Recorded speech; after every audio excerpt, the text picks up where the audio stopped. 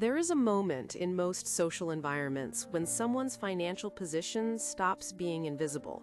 It does not happen through an announcement, it happens through an act. They pay the bill without checking the total. They suggest the trip without asking if everyone can afford it. They buy the house. They solve the problem that stopped everyone else cold. And the room notices. Not loudly, not immediately, but something recalibrates underneath the surface. People start asking them first.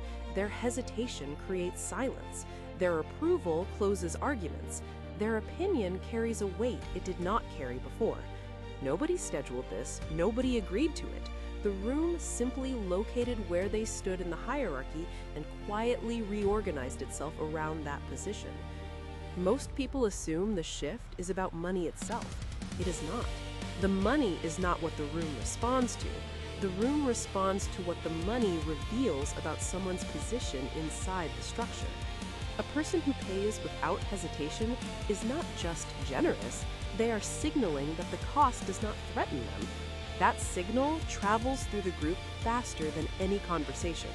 It lands before anyone processes it consciously, and once it lands, the recalculation begins. The group does not decide to treat them differently. The group simply adjusts to new information about where pressure sits and where it does not. Financial pressure is a locator. It finds the person least threatened by the number. It finds the person who can absorb the cost without explanation. And once that person is located, the room begins routing decisions toward them. Not because they asked for it, not because they are more qualified, because the room now knows who will not flinch. That knowledge changes everything about how the group organizes itself. Stability inside a group is not assigned, it is detected. And the moment it is detected, it becomes a role. The person who paid the bill did not volunteer for leadership, they simply revealed that they could absorb what others could not. The room did the rest. This did not start at the dinner table. It started much earlier. Most people learned what money meant before they could name it. They watched who got quiet when the bill came. They watched who changed the subject when a trip was suggested. They watched who said yes without pausing and who said nothing at all. Those observations did not stay as memories. They became instructions. The nervous system filed them under survival logic. Money means safety. Safety means rank. Rank means you do not have to explain yourself.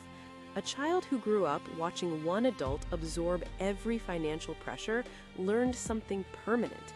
They learned that the person who can pay is the person who cannot be ignored. They learned that financial visibility inside a group is not neutral, it is a position. It carries weight before a single word is spoken. So when that child becomes an adult and finds themselves in the room paying the bill without hesitation, something older than the moment activates. The room recalibrates around them.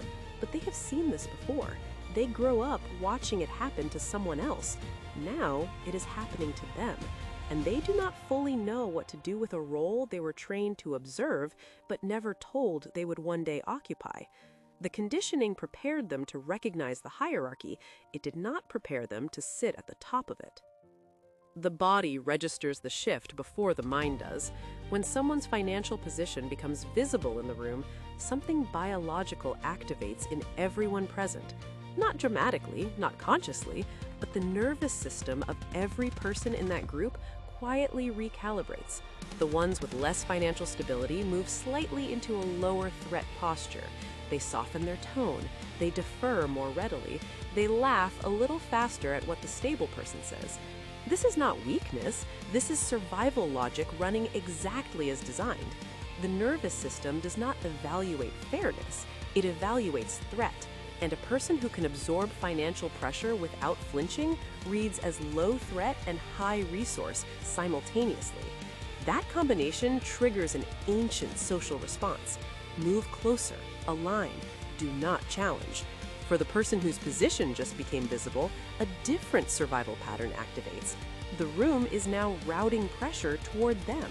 Decisions land on their side of the table. Problems find their number first. Their phone rings when something breaks. Their opinion gets consulted before action is taken. The nervous system recognizes this as exposure, not danger exactly, but a new kind of visibility that carries weight it did not carry before. Some people expand into that visibility naturally, others contract. They begin managing the room, paying less visibly, understating their position, deflecting the role because something inside them still doesn't feel entitled to occupy it fully. Both responses are survival. Neither is chosen consciously. The room shifted and the body responded before the mind had a chance to decide. Here's where it gets uncomfortable.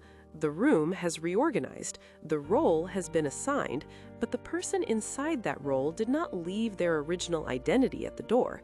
They still remember the version of themselves that checked the total before paying. They still remember the group they came from, where nobody could cover the deposit. They still carry the social reflexes of someone who once sat on the other side of the table. And now the room is treating them differently, and something inside them resists it.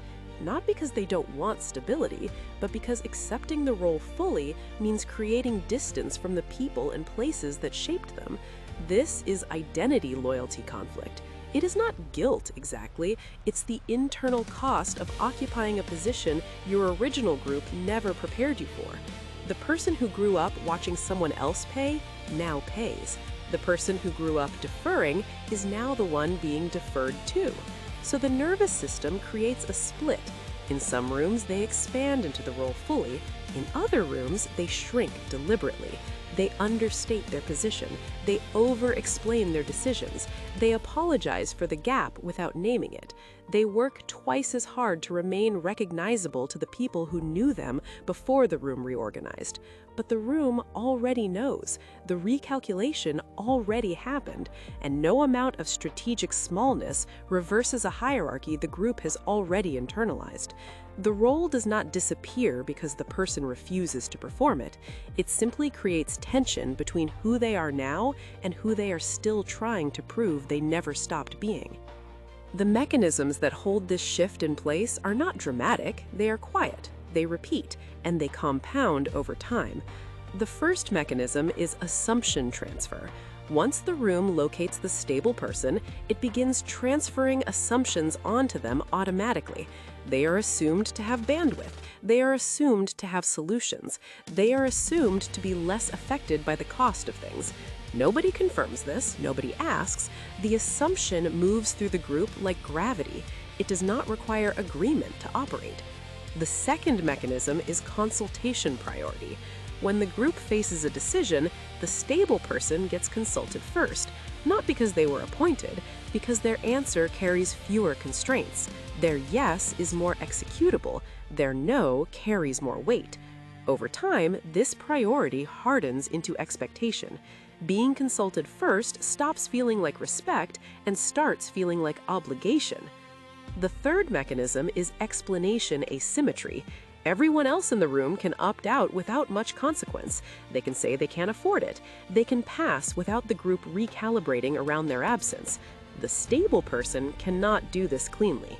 Their absence creates a gap the group does not know how to fill. Their no requires more explanation than anyone else's no. The fourth mechanism is responsibility gravity. Problems inside the group begin routing toward whoever is least threatened by them. They don't get distributed evenly. They move toward stability like water finding its level.